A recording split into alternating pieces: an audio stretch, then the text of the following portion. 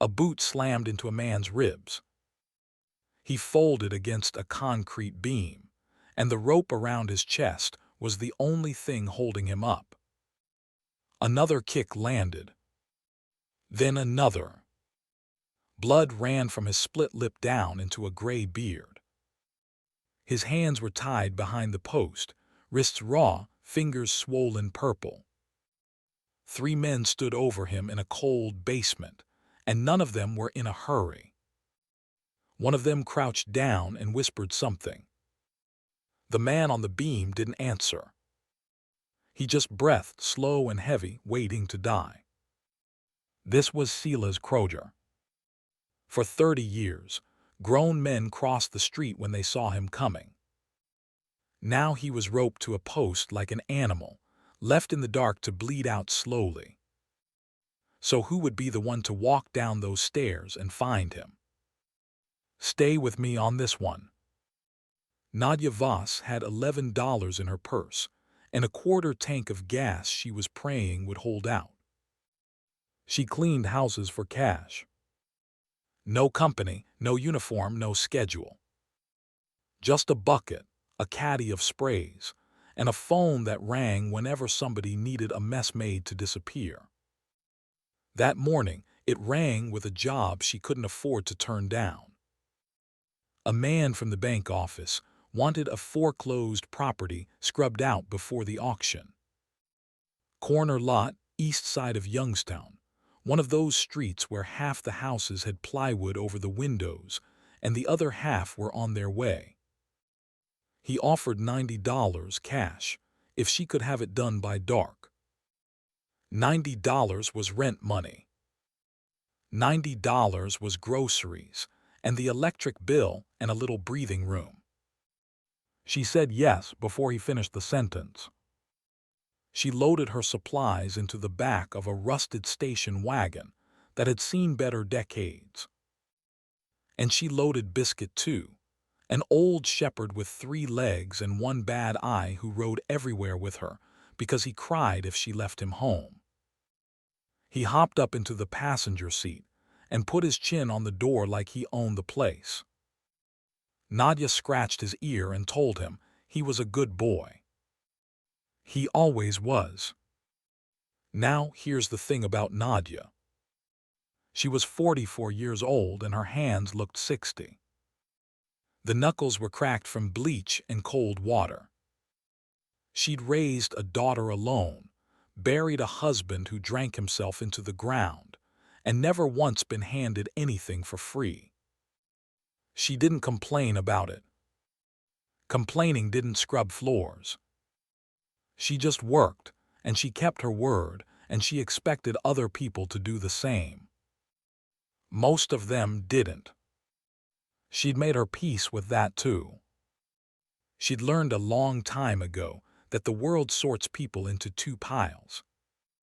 The ones who get looked at, and the ones who get looked past. Nadia had been in the second pile her whole life. She was the woman who came after the mess and left before the thanks. And you know what she'd stopped minding? When nobody watches you, you get to decide for yourself what kind of person you are. She decided a long time ago. The house sat at the end of the block. 2 stories, gray paint peeling off in strips, a sagging porch, a yard full of dead grass. There was a lockbox on the front door, and the bank man had texted her the code. She punched it in and let herself inside. The place smelled like dust and old grease. Somebody had left in a hurry. Dishes still in the sink, a calendar on the wall 2 years out of date. Nadia had cleaned dozens of houses like this. People got evicted, they grabbed what they could carry, and they left the rest for a stranger with a mop. She didn't judge them. She'd come close to being one of them more than once. She started upstairs, high and working down, the way you clean so the dirt falls where you haven't been yet. Bedrooms, bathroom, a closet of forgotten winter coats. Biscuit limped behind her, sniffing corners, thumping his tail whenever she talked to him. And she talked to him a lot. It beat the silence. By the time she reached the main floor, the light outside was going gold and thin. She scrubbed the kitchen, wiped the counters, bagged the trash. And then she came to the door at the back, the one that led down to the basement. It was shut, and it had a padlock on it. That stopped her. A padlock on the inside of a foreclosed house didn't make sense. The bank owned this place. Nobody lived here. So why a fresh brass padlock, shiny and new, hanging off a hasp somebody had screwed into the door frame in a hurry? The screws weren't even sunk all the way. The wood around them was splintered. Nadia stood there with her rag in her hand and listened. The house was quiet. Biscuit had gone still beside her, ears up, staring at the door. A low growl started in his chest. He almost never growled. And then she heard it. A sound from down below. Faint. Wet. Like a man trying to breathe through a broken face. Most people would have walked out. Most people would have called the bank man and said the basement's locked. Not my problem, mail me the check. Nadia thought about doing exactly that. She had $11 and a daughter 3 states away, and no business getting mixed up in whatever was behind that door. But she couldn't unhear the sound. And she couldn't make herself leave a living thing locked in the dark. That just wasn't in her. So who would be the one to walk down those stairs? It was going to be her. She set down her rag and went looking for something to break that lock. She found a claw hammer in the garage, hanging on a rusty nail. She came back and wedged the claw under the hasp and pulled. The cheap screws were already loose. 3 good yanks, leaning her whole weight into it, and the hasp tore free of the frame and clattered to the floor. The door swung open on a set of wooden stairs going down into the dark. Cold air came up at her, and with it a smell she knew right away. Copper and sweat. Blood. She'd cleaned up enough of it in her life to know it anywhere. "Hello," she called down. Her voice shook. "Is somebody down there?" The wet breathing stopped for a second. Then a voice came back up, low and cracked and barely a voice at all. "Don't," it said. "Don't come down here. They'll come back." Now most folks, hearing that, would have run. Nadia's hand tightened on the hammer, and she went down anyway. 1 step at a time, testing each board. The dark came up around her like water. There was 1 bulb hanging from the ceiling, and she found the string and pulled it. Yellow light swung across the room. And there he was. A big man. Military big, thick through the neck and shoulders, gray beard soaked red at the chin. He was roped to a support beam in the middle of the floor, arms wrenched back behind it, and he'd been beaten so bad his face barely looked like a face. 1 eye was swollen shut. His ribs were painted with bruises going black. He looked up at her with the 1 eye he had left, and she saw something she didn't expect. Not relief. Fear. He was afraid for her. "You need to leave," he rasped. "Right now. Before they see your car." Nadia's heart was going like a hammer. But her feet carried her to him. She knelt in the blood and the grit and looked at the ropes. Thick, wound a dozen times, knotted where he couldn't reach. The hammer was useless against rope. "Who did this to you?" she said. Doesn't matter. You cut me loose, you're in it too. Go. She didn't go. She dug in her cleaning caddy, the one she'd carried down without thinking, and her fingers closed around the box knife she used for trash bags and stickers. She thumbed the blade out. Small but sharp. She always kept it sharp. She started sawing at the rope behind the beam. The big man went stiff. "What's your name?" he said. Not a question. Just something to hold on to. "Nadia," she said, working the blade. "Yours." "Sila's." He breathed through his teeth. "People call me Ironwood." "Well, Sila's, hold still. This knife's older than my daughter." The rope was tough. Her hand cramped. Sweat ran into her eyes. She had to stop twice and shake the blood back into her fingers, and each time she stopped he told her to leave, and each time she told him to hold still.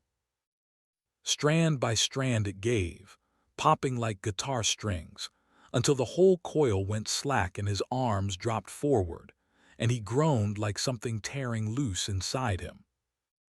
She got under his shoulder and took his weight, all 300 pounds of it, and somehow the two of them got him off the beam and onto the floor against the wall. She ran up, filled a paper cup from the kitchen tap and brought it down. He drank it. She filled it again. He drank that too. Biscuit came down the stairs one careful hop at a time and stood next to the big man and licked his ruined hand. And Silas Croger, who had made grown men wet themselves with a look, put that hand on the dog's head and let it rest there. 30 years, he said quiet. 30 years and nobody ever cut me loose from anything without wanting a piece of me for it. He looked at her chapped hands, at her worn-out shoes, at the $11 of nothing she was made of. Why? She shrugged. She wiped the blood off her box knife on her jeans and folded it shut. Couldn't leave you down here, she said. That's all. He stared at her a long moment, like the words didn't fit anywhere he had to put them. In his whole life, everything had a price. Loyalty, mercy, all of it had a price. And here was this small woman telling him the price was nothing, and meaning it, and it seemed to trouble him more than the beating had. For a second, sitting in that cold basement with the dog between them and the light swinging slow overhead, she let herself believe the hard part was done. She'd found him. She'd cut him free. Now she'd help him to her car and drive him to a hospital, and that would be that. She let out a long breath, and her shoulders came down for the first time all day. It was over. She really thought it was over. Headlights swept across the little basement window. Silas grabbed her wrist. His grip was iron even now. That's them, he breathed. Kill the light. Kill it now. She lunged and yanked the string, and the basement went black. Above them, out front, a car door slammed. Then another. Then a third. Boots on the porch. Voices, muffled, careless. The voices of men who thought they were coming back to a dead man and an empty house. And in that instant, the whole thing changed shape in Nadia's chest. A minute ago, it had been a rescue. A kindness.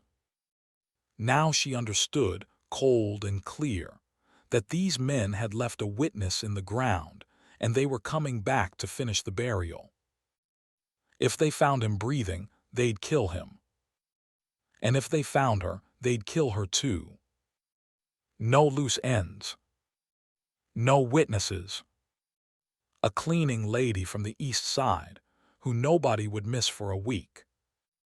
She was going to die in this basement, or she was going to have to be smarter than 3 killers. Those were the only 2 doors left. And here's the thing she understood in that black basement, the thing that saved both their lives.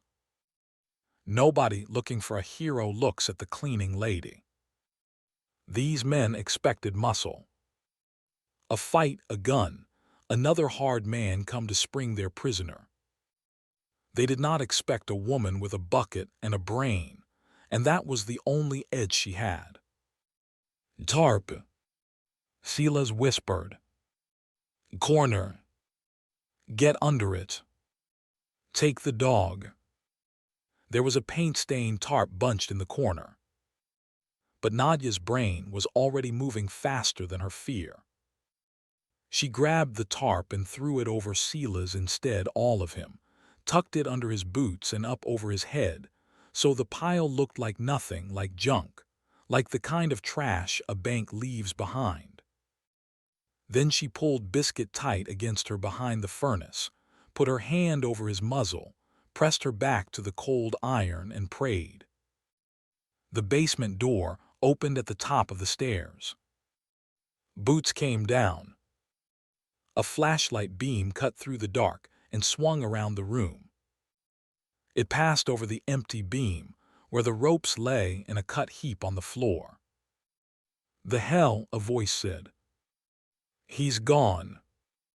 He can't be gone. Look at him, he couldn't stand up." The flashlight swung again, closer, and the beam slid right across the tarp in the corner and kept going. Nadia stopped breathing. Biscuit trembled under her hand and did not make a sound. "Good boy. Best boy in the world." "Somebody cut him loose," the first voice said, tight now. "These ropes are cut." Vresh. There was a silence then, and in it Nadia heard a boot scuff toward the furnace, one slow step, then another. The beam swung low and skated along the floor toward her hiding place. She pressed herself flatter into the iron, felt Biscuit's heart going against her arm like a bird's, and made herself as small and still as 30 years of being looked past had taught her to be. "Then he's crawling around this house somewhere bleeding out," the second voice said, and the boot stopped and turned away. "Spread out. Find him. And find whoever helped him, because they're here too." Boots pounded back up the stairs. And that was Nadia's one gap of daylight. 2 of them going up to search the house, one of them, she'd bet, staying by the door. If you're still with me, and I hope you are, this is the part where you'd want to look away and you can't. Go ahead and hit that subscribe button now, because what this cleaning lady did next is the reason I had to tell you this story. Stay with me. She waited until the footsteps upstairs spread out, one toward the front, one toward the back. Then she moved. She pulled the tarp off Silas and got her shoulder under his arm and breathed one word in his ear. "Up." He came up. God knows how, but he came up, biting down on the sound, and the 2 of them went up those basement stairs one at a time, her legs shaking under his weight. Every board creaked. Every creak sounded like a gunshot in her ears. At the top, the kitchen was empty. The back door was 10 feet away, and her station wagon was parked in the alley behind it, tailgate facing the door because she always backed in to load her buckets. 10 feet. It felt like 10 miles. They made it 4 feet before the man came around the corner from the hall. He was young, thin, mind-faced, and he had a pistol in his hand hanging loose at his side because he wasn't expecting a fight. He saw the big man upright and his eyes went wide, and the gun started to come up. And Nadia Voss, 44 years old, mother, widow, cleaning lady, did the only thing she could think of. She swung her steel bucket, full of dirty water and a brick of cleanser, in a flat, hard arc, and caught him across the side of the head with everything she had. The bucket rang like a bell. He went down sideways into the counter and slid to the floor and didn't get up. The pistol skidded away under the table. "Move!" Silas growled, "Move, move!" And now he was pulling her, running on a tank that should have been empty, and they hit the back door together and half fell down the steps into the alley. She yanked open the tailgate. He didn't argue. He folded himself into the cargo bed of that rusted wagon, knees to his chest, and she threw the tarp over him and slammed it shut. Biscuit was already scratching at the passenger door. She let him in. She got behind the wheel. And behind her in the house, a man started shouting. The wagon coughed. Coughed again. "Come on, baby," she whispered, "come on." It caught. She dropped it in gear and pulled out of the alley with her lights off just as the back door banged open, and two men spilled into the yard behind her. Something hit the back of the wagon. Once. Twice. A boot, a fist, she didn't know. She didn't look. She kept her foot down and took the corner too fast, and the tires howled, and then the house was gone behind her in the dark, and she was doing 50 down a street full of dead houses, with the boss of the Hells Angels curled up in her trunk, and a three-legged dog howling in her ear. She drove. She didn't even know where. She just drove, turning at random, watching her mirror, her whole body one big shake. Twice she was sure a set of headlights was following her, and twice she took 3 turns in a row and lost them.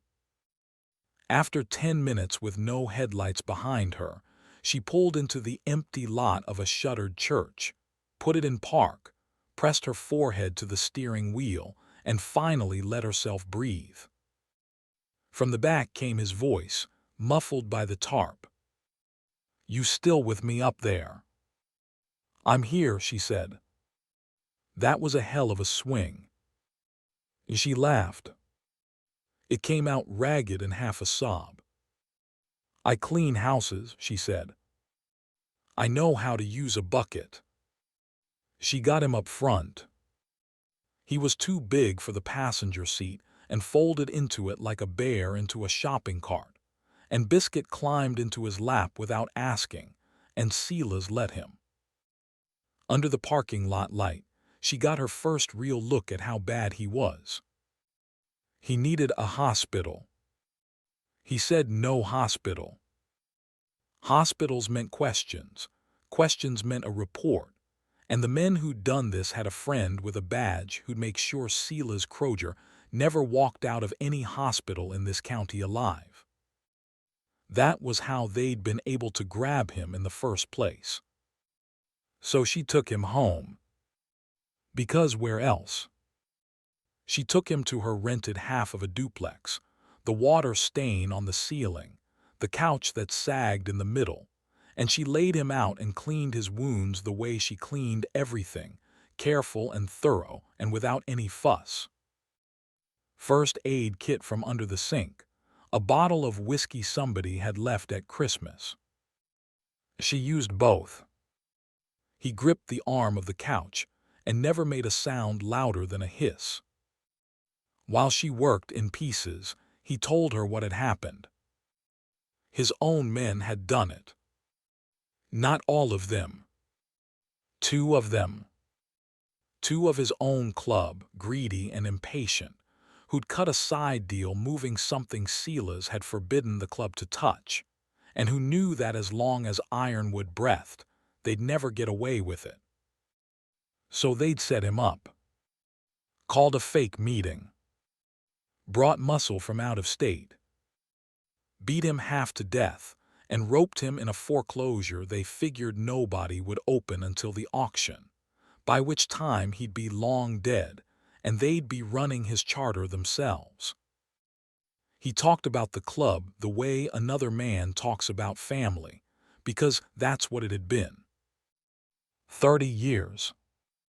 He'd built it from nothing, a handful of men with no place else to go, and he'd made rules, and the first was you don't sell poison in your own town. That was the rule Dex and Combe had broken. And when a man breaks the one rule that holds everything else up, Silas said, he can't afford to leave the man who made the rule alive. So it was always going to come to a beam in a basement. He just never figured on the person who'd untie him. They had a name, the two of them. Dex and Combe. Brothers. And they had, Silas said quietly, badly misjudged one thing. What's that? Nadia asked, taping the last of the gauze. They figured nobody would find me. He looked at her with that one good eye, and it was wet now. Nobody did find me. You found me. And you're not nobody, no matter what your shoes say. She didn't have an answer to that, so she made him soup instead. Canned soup and stale bread. He ate it like it was the finest meal of his life. He asked to use her phone. She gave it to him and took Biscuit out into the yard while he made his calls. She stood under the streetlight with her old dog, looked up at the few stars you could see through the city haze, and thought, well, Nadia, you've done some fool things in your life, but you've never done one this big. When she came back in, he handed her phone back and his face had changed. The pain was still there. But under it now was something she recognized from a lifetime of cleaning up after hard men. The calm that comes before the hammer falls. My people are riding, he said. They'll be here before morning. The real ones. The ones who are still mine. He watched her over the rim of the bowl. You should know what that means. When they get here, this becomes something. I can send them past your door and you never see me again, and you go back to your life, and it's like none of this happened. Or you let them in. But if you let them in, you're standing next to me when the hammer comes down on Dex and Combe. And I won't lie to you about what that's going to look like. Nadia sat down in the sagging chair across from him. Her hands hurt. Everything hurt. She thought about the $11 in her purse, and the 90 she'd never collect, and the daughter 3 states away who called on Sundays. And she thought about a man roped to a beam in the dark, telling her to run to save herself when he had nothing left. You said nobody ever helped you without wanting a piece of you, she said. So I'll tell you what I want. I don't want a piece of you. I don't want your money. I want you to promise me those two never do this to anybody else. That's the whole bill. Now finish your soup. Silas Croger set down the bowl. And this 300-pound wall of a man, this president who'd buried friends and broken bones and never once bent, put his ruined face in his hands and wept. Not loud. Just his shoulders going, and the tears cutting clean lines down through the dried blood, and the old 3-legged dog climbing back up into his lap to lick them away. They came before dawn. She heard them first, a low thunder rolling in from the highway, growing until it filled the whole street, until her windows buzzed in their frames. Then the headlights, a river of them, turning onto her little dead-end block. Bikes and trucks behind them, more men than she could count, pulling up in front of the duplex where nobody important had ever lived. Neighbors' lights came on up and down the street. Nobody came outside. Silas met them at the door, standing on his own 2 feet through sheer will, one hand on the frame. A huge man with a shaved head and a long white beard got off the lead bike and walked up the path and stopped dead when he saw the state of his president. He didn't say anything. He just looked, and his jaw worked, and then he looked past Silas at the small woman in the hall in her cleaning clothes with a dog against her leg. "This her," the man said. It wasn't a question. "This is her," Silas said. "Rooster, you look at this woman. Every man here looks at this woman. She had $11 and a box knife, and she came down those stairs anyway. She is family now. Anybody's got a problem with that. You can hand me your patch on the way out." Nobody handed him anything. One by one, those men, 40 of them, 50, took off their gloves or their hats or just bowed their heads, and they nodded to Nadia Voss, and she stood there not knowing what to do with her hands. I'm not going to walk you step by step through what happened to Dex and Combe. Some of it isn't mine to tell, and some you don't need said out loud. Here's what you need to know. The club found them before the sun was full up. The out-of-state muscle scattered the second they understood whose door they'd kicked, because there is no paycheck big enough to stand between 50 angry brothers and the men who roped their president to a beam. The friend with the badge suddenly could not be reached, and then could not stop what was coming, and in the end took an early retirement to a state very far from Ohio. Dex and Combe were brought to a field outside town as the light came up. And Silas Croger, who could barely stand, made them stand too. He didn't shout. He told them exactly what they'd done, and exactly who had undone it. A woman they'd never met. A nobody by their measure, with chapped hands and a broken-down car. He made them understand that they'd been beaten not by his fists, but by the one thing they'd bet their whole plan on nobody having. Plain human decency. And then the club did what clubs do to men who sell out their own, and the 2 brothers never rode, never dealt, and never hurt another soul again. That's as far as I'll take you. It's far enough. But that's not really the end of this story. Because the end of this story is quiet, and it's the part I actually wanted you to hear. A week later, Nadia's phone rang with another cleaning job. Same as always. She loaded her bucket and her sprays, and she loaded Biscuit, and she drove to the address. Except when she got there, it wasn't a foreclosure. It was a small brick house on a good street with a fresh-cut lawn, and there was a sign in the yard that said sold, and standing on the porch was Silas Croger, heeled up now, in a clean shirt, holding a set of keys.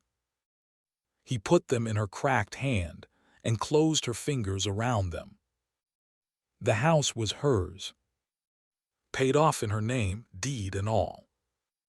There was a card taped to the door, and inside it, in a heavy blocky hand, it said only this: "You said you didn't want a piece of me. So take a piece of the world instead. You earned it walking down those stairs." She tried to give the keys back. Of course she did. He wouldn't take them. He told her the club had voted, and it was unanimous, which he said had never once happened in 30 years, and that if she refused, she'd be insulting 50 men who could not be insulted lightly. He was smiling when he said it. She laughed and cried at the same time, standing on the porch of her own house, and Biscuit ran up and down the new lawn like a puppy on his 3 good legs. They stayed friends, the cleaning lady and the biker boss, for the rest of his years. He came for Sunday dinners. Her daughter came home and met him and wasn't afraid of him for 1 minute, because you couldn't be, once you knew him. And every so often at the table, Silas would go quiet and look at Nadia's hands, those hard, cracked, 60-year-old hands on a 44-year-old woman, and his eyes would go wet all over again, and he'd say the same thing every time. 30 years, everybody feared me. And the one person who ever saved me wasn't afraid of anything that mattered. That's the whole story. A man everybody feared, roped in the dark, left to die. And the one who walked down those stairs to save him was the person the whole world had walked past. Remember that the next time you're deciding whether somebody's worth the trouble. You never know whose life is waiting behind a locked door. And you never know what a little courage is really worth until it's the only thing standing between a dying man and the dark. What I did, the 150-word hook is untouched and the ending is verbatim. Cuts came from doubled phrasing and thinned atmosphere only, never plot. Every key beat survives. The padlock, the rescue, the false calm. She really thought it was over.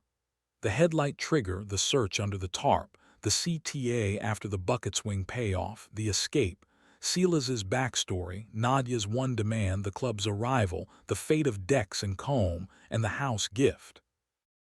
On the count, I trimmed roughly 110-120 words off the original, which by my manual reckoning puts this at approximately 5,095, 110 words, inside your 4,805-200 window. I couldn't run an automated WC to confirm exactly, because file write permission was declined. If you'd like a guaranteed exact number, allow me to write a scratch file. I'll delete it after, and I'll give you the precise count and trim a few more lines if it's above 5,001.